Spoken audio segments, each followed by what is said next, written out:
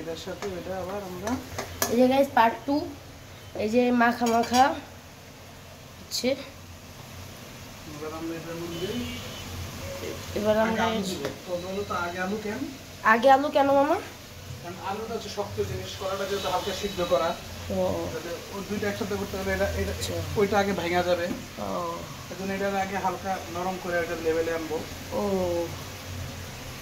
আচ্ছা তাই তো বলি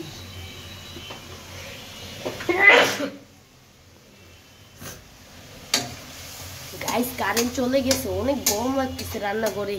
আম্মু এত কষ্ট যে কিভাবে করে কে জানে এই জন্য আমার মেজাজ চলা থাকে বুঝছো ওইটাই বুঝছি একটা রান্না করে এসি লাগাইতে হবে রান্নাঘরে এসে লাগানো যায় না লাগাইলে ভালো হবে নাকি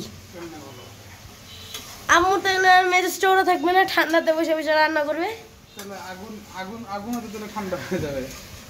আগুনের টেম্পারেচার তো কমে যাবে তাও অবশ্য ঠিক কথা